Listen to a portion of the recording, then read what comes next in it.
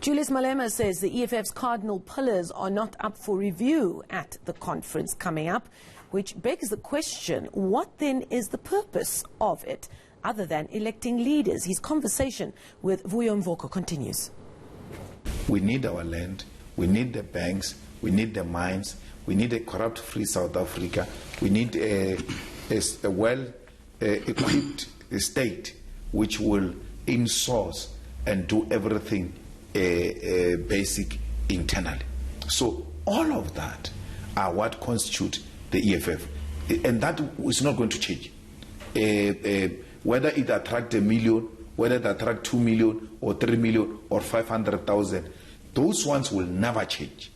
And even if I'm not there, anyone that comes and want to change them will be contradicting the Bible of the EFF, which is the founding manifesto. What then becomes the purpose of a People's Assembly, your conference, if your cardinal pillars are not to move, if the command structure stays as it is, which you said is where the organization is run? You even made a remark that provinces are merely for coordination and not, I mean, the structure that runs. Yes, absolutely. The party one is, EFF. and you don't compromise on that. What then becomes the value of having a conference? Okay, the value of having the conference is to say, this is what we are formed to achieve, and how far are we? So you always measure progress and say, did we make an inroads with regard to expropriation of land without compensation? What more strategies can be applied towards achieving the strategic objective of the EFF? You don't change them as in when you feel like, this time around the land issue is not relevant, let's leave it. No, there will never be a point in our life where the land issue is not relevant. It will never change. It remains like that. Why do you go to conference? Conference you get, it does two things. It's mandate and accountability. We're going to account how far are we with regard to implementing the resolutions of the conference and the strategic objectives of the EFF. And then from there, they will say, no, you have done very well here, this area you can do this way, this area you can do that way, and then we think you guys have done well so far, let's give other people a chance who will now double your effort towards achieving the strategic objective of the EFF. So if you are going to have an organization that changes their objective as they go along, that organization is going to be an amoeba. It will be shapeless. It doesn't stand for anything. You rather die with your boots on. These cardinal pillars in 2014 gave us 1 million votes. The same cardinal pillars in 2019 gave us 1.8 million votes. And when you say they are not attractive, what do you mean? There is no party in South Africa that is growing at the speed that the EFF is growing. Why is the EFF sticking to these things?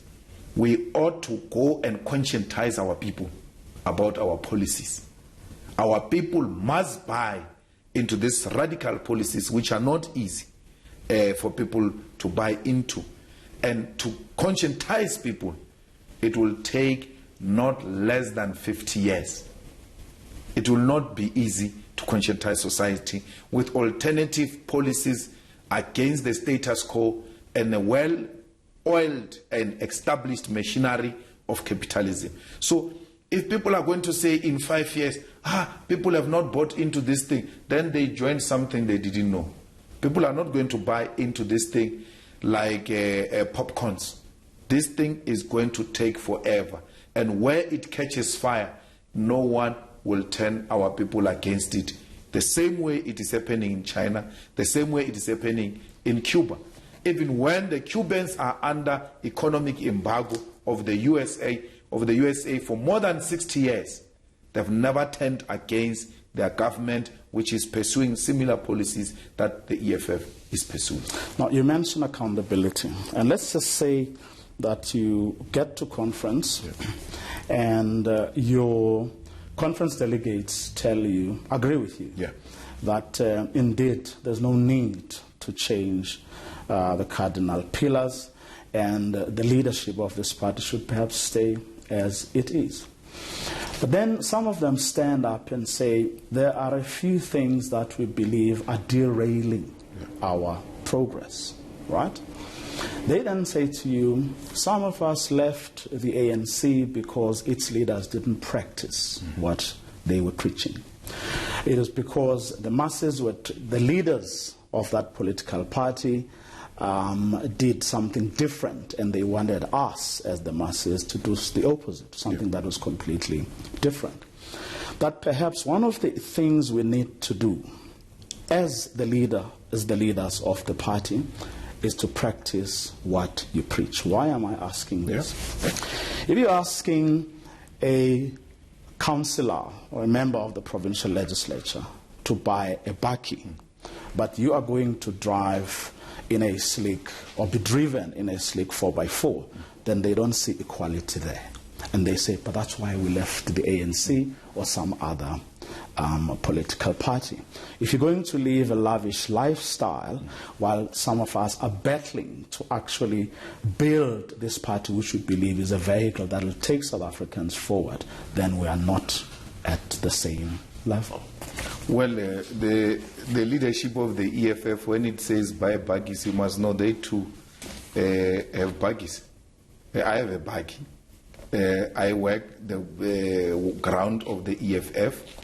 Why do we buy baggies? We're saying to our people, you must buy vehicles which will go into different difficult areas like rural areas, so that when we come for accountability, you don't say to us, I couldn't go to that area because the roads are not in good condition, therefore I can't service that area.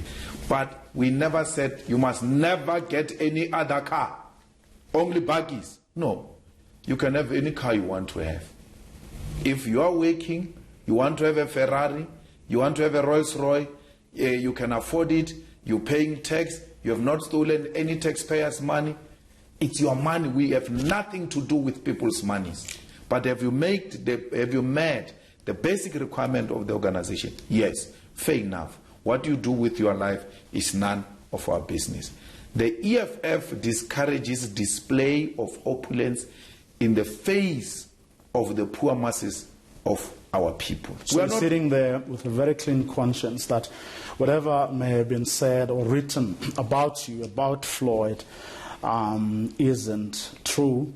They came back now with On Point and said, well, there's nothing we can find Malema guilty of or we can charge him with. We'll see when the case finishes if there is something. But in your mind, in the mind of everyone, I'm the corrupt person from Limpopo who collapsed the government of Limpopo. I'm not charged. They can't charge me with anything. I've said to them, charge me. Well, that's what Jacob Zuma argued initially. No, but he's being he had charged. done nothing wrong. He's being charged. Long after he had said... He's being charged and he's applying permanent stay and delays. You can't compare me with him. I was charged. I went to court. They couldn't come to court. The court said, this guy has always been here. Leave him alone. They left me alone. They said, we're coming back for you. When they were supposed to come back for me, they came back and said, we're still coming back for you, because I must go around with a dark cloud hanging over me. We're not living a lavish lifestyle. We are clean. Being a socialist does not mean you must be dirty and go around smelling. So there is a difference between being lavish and being clean. We look after ourselves.